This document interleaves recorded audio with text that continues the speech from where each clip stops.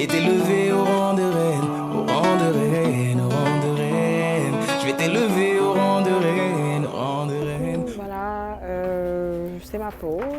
Puis je me suis dit que j'allais faire la dernière partie de la vidéo sur le Canada, vu que oui, vous m'avez posé beaucoup de questions, j'ai eu des suggestions. Il y en a qui voulaient savoir c'est quoi le prix de la vie ici, c'est quoi les meilleures façons de trouver un loyer, c'est où les endroits où le loyer est moins cher, tout ça, etc. Donc, ce qu'il faut savoir, c'est que une fois que vous allez être rendu à Montréal, la meilleure façon de trouver un logement, ça va être le site que je vais vous donner, qui s'appelle www.kijiji.ca. C'est un site où est-ce que les gens, les particuliers comme les compagnies vont mettre des appartements, des logements à louer. Puis vous allez généralement avoir les descriptions de qu'est-ce qui est compris dans le loyer, genre si le chauffage est inclus, si l'eau chaude est inclus, si c'est meublé, si c'est semi-meublé. Maintenant, comment la configuration des logements se font, c'est que tu as les 1,5 qui, techniquement, ça ressemble à une chambre universitaire que tu as dans nos universités au pays. Tu as les 2,5 qui peuvent être, si c'est un petit 2,5, tu as la chambre séparée, tu as comme une espèce de salon qui fait aussi cuisine. Si c'est un 3,5, bon, tu as vraiment une grande chambre séparée, tu as un vrai salon, tu as une cuisine, tu as la salle de bain. 4,5, c'est 2 chambres, 5,5, 3 chambres, 6,5, 4 chambres et puis, bon, maintenant une maison. C'est quoi les endroits les moins chers, les plus chers? Ben, je dirais que le plus que tu te rapproches du centre-ville, c'est cher. Le plus que tu t'éloignes du centre-ville, ben, tu as des bons loyers qui descendent. Normalement, le prix moyen pour un 3,5, qui est donc une chambre, salon, tout ça, qui est comme un appartement vraiment, les moins chers, ça va aller dans les 500, 530, 550, bref, on tourne autour des 500. Quand c'est un peu plus cher, tu as les 4,5, dans le moins cher, c'est dans les 700. Dépendamment maintenant des coins. Je dirais donc le centre-ville, vraiment, il faut oublier ça. Pour un 3,5, tu peux te retrouver avec des 650, des 700. Donc, c'est pas vraiment l'idéal quand on veut faire des économies d'habiter dans le centre-ville si on est étudiant. Donc, je dirais qu'il faut quand même aller un peu plus loin. Ben, c'est un peu normal, hein? C'est un peu comme si tu as à Douala, si tu veux habiter à Bonanjo, ça coûte un peu plus cher. Si tu habites Panda Double Balle ou Carrefour 3 Bordel, c'est moins cher. Pareil à Yaoundé, si tu habites à Bastos, c'est cher. Que si tu habites à Bitung ou Bala, c'est un peu moins cher. Ben, c'est pareil ici. Puis je dirais que pour quelqu'un qui veut être étudiant, c'est encore mieux d'habiter dans les zones, de se rapprocher où est-ce qu'il y a l'université. Par exemple, moi j'étais à l'université de Montréal. Bon, j'ai pas habité. Déjà quand je suis arrivée, j'ai jamais voulu rester dans la zone universitaire parce que je voulais pas juste me cantonner à fréquenter les étudiants. Donc, mais pour un début, pour faire des économies, oui, c'est peut-être mieux d'habiter proche de l'université parce que là, tu vas trouver des colocations avec d'autres étudiants. C'est toujours beaucoup plus intéressant quand tu es étudiant et que tu n'as pas de la famille, de rester avec des gens. Ça te permet de côtoyer du monde d'ailleurs, de côtoyer d'autres cultures aussi. Hein. Donc c'est ça. Puis une autre question qui m'avait été posée de savoir comment on fait pour trouver un job étudiant, ben, c'est assez facile du moment que tu es bilingue. Si tu es bilingue et que tu as une facilité à parler ou une facilité à te vendre, franchement, tu ne vas pas souffrir. Moi, je suis arrivée au Canada. Je dirais que ça m'a pris la deuxième semaine de mon installation au Canada, j'avais trouvé un petit boulot étudiant.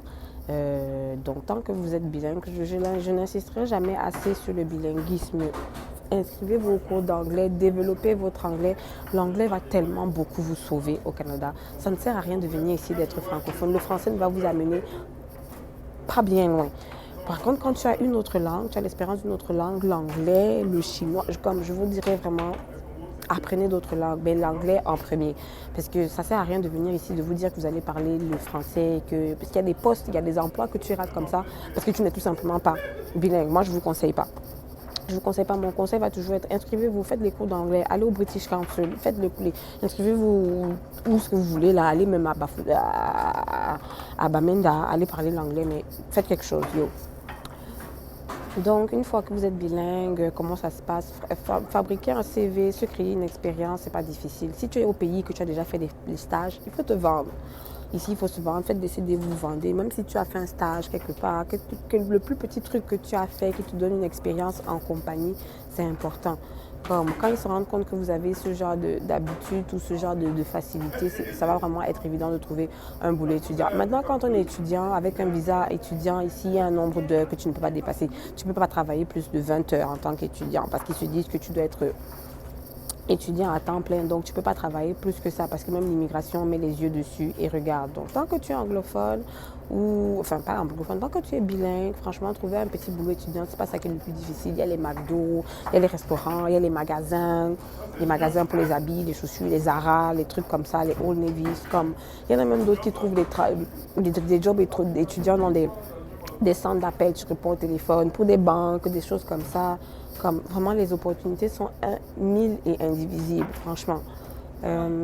Quoi d'autre? Donc, ce qu'il faut savoir à Montréal, c'est qu'il y a 4 principales lignes de métro. La ligne verte, la ligne orange, la ligne bleue et la ligne jaune. Maintenant, l'endroit où ce que tu vas trouver les loyers quand même les moins chers, ça va quand même être pas mal la ligne jaune, la ligne orange, la ligne bleue. Parce qu'on s'éloigne un peu du centre-ville. Plus que tu restes sur la ligne verte, qui est quand même le centre névralgique de Montréal, tu vas avoir les loyers un peu plus élevés. Donc, à quelqu'un qui viendrait, qui ne sait pas comment se repérer, je vous dirais pour une première année, chercher sur la ligne orange, chercher sur la ligne bleue. Bon, la ligne orange, c'est un peu la ligne où tu vas retrouver la plupart des Africains, tu vas trouver pas mal d'Haïtiens. La ligne bleue, c'est là où tu vas trouver pas mal d'Arabes, d'Haïtiens aussi. La ligne jaune, on a quand même beaucoup plus de Québécois, il y a comme pas trop, tu vas pas avoir beaucoup de Noirs là-bas. Puis la ligne verte, elle est assez hétéroclite, hein.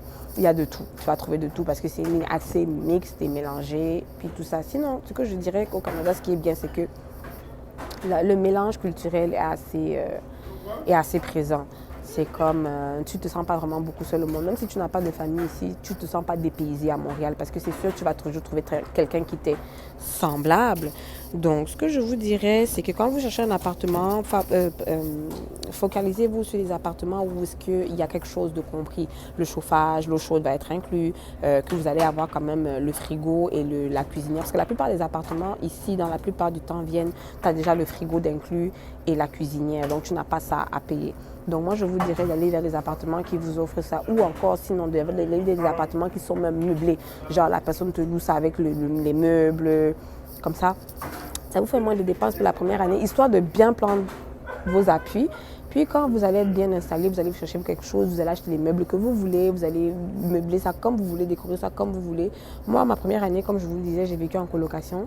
Ça m'a permis de faire des économies pour que quand le moment est arrivé pour moi d'aller habiter, de prendre mon appartement, j'avais une bonne base. J'ai pu acheter ce que je voulais, comment je voulais, j'ai décoré comme je voulais, je faisais ce que je voulais. Si je voulais marcher nu chez moi, je marchais nu. Si je voulais allumer la musique la nuit pour danser, je faisais ça. Et puis, c'était ça. Donc, c'est pas mal ça. Je répète le site encore, kijiji.ca si vous cherchez des appartements. Même à partir du Cameroun, même à partir du pays où vous êtes maintenant, vous pouvez déjà regarder, aller regarder un peu le site, vous mettre en confiance avec, voir comment ça se passe, voir comment on vous décrit les appartements. C'est pas mal ça.